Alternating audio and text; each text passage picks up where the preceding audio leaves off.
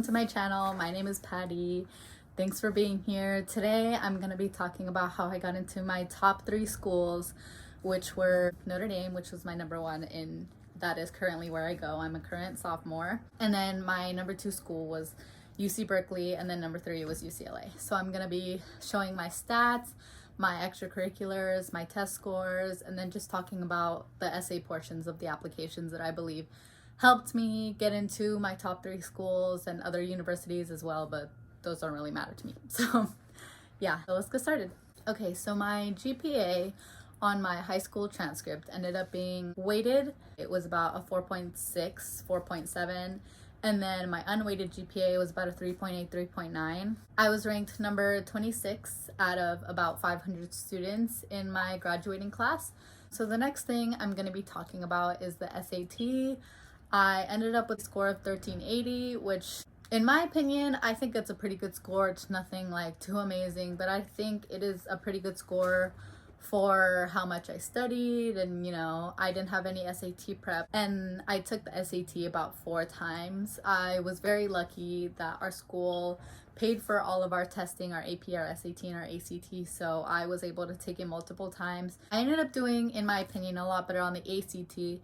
It was just the test that I felt I was much better at. I comprehended all the questions a lot better than I did in the SAT. So I ended up getting a score of 32 out of 36. I took that test also about 4 times. I also did not do any ACT prep courses. I studied completely by myself for the SAT and the ACT exams. And I mean, they weren't extraordinary test scores, but I think I did pretty well.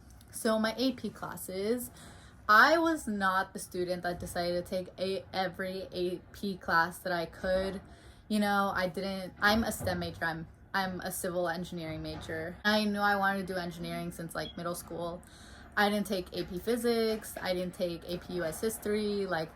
I didn't take AP computer science. I don't even think that was offered at my school. So what I'm trying to say is it is not absolutely necessary to be taking every AP class possible. I just say take whatever interests you, and also whatever you think would help you in your future major, because college AP credit does apply to most colleges.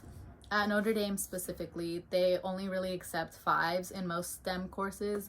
And I did end up failing 2 AP exams, which were AP Lit and AP World. So yeah, I do not think it is absolutely necessary to get a 5 on every AP test or to take every AP class.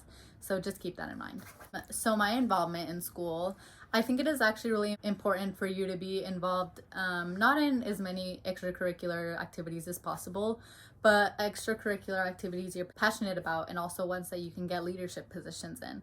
For example, I was on my school's dance team, and I ended up being captain of the freshman team and also the varsity team my junior year. I didn't end up doing it my senior year because I had a job and just a bunch of other things came into the picture, and I didn't really have time to do it.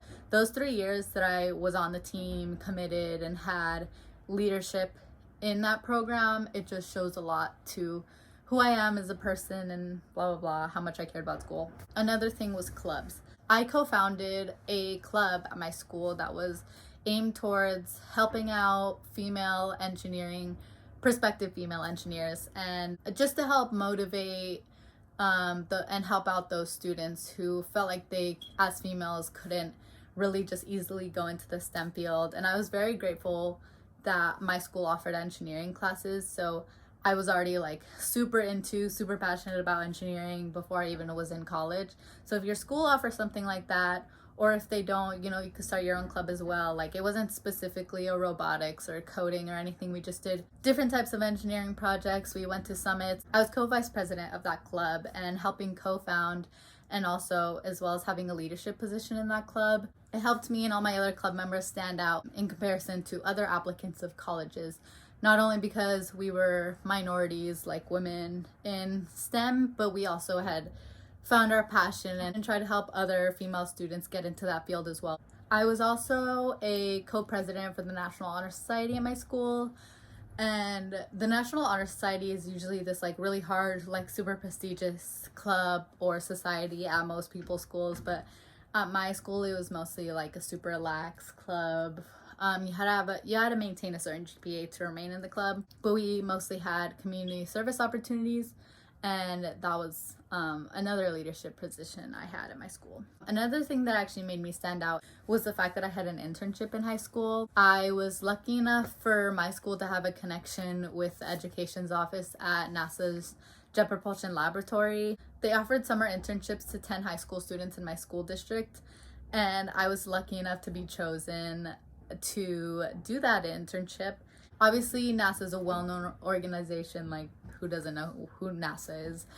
And the research that I did was actually really cool. I really enjoyed it. I networked with a lot of really cool people, and just that experience that I had with an internship just really made me stand out compared to my fellow applicants. So you don't have to do anything like super crazy like that.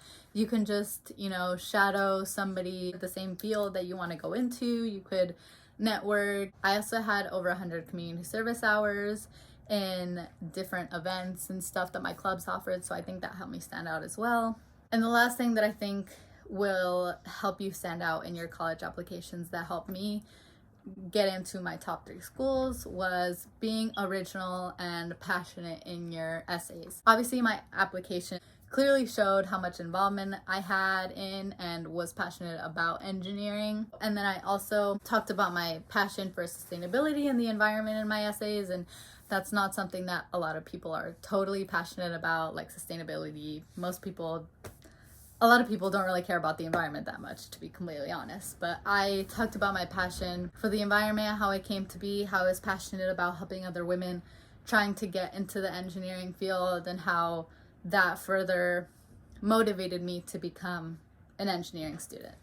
So yeah, that's all the tips I have for today. Thank you guys for watching, and I'll see you next time.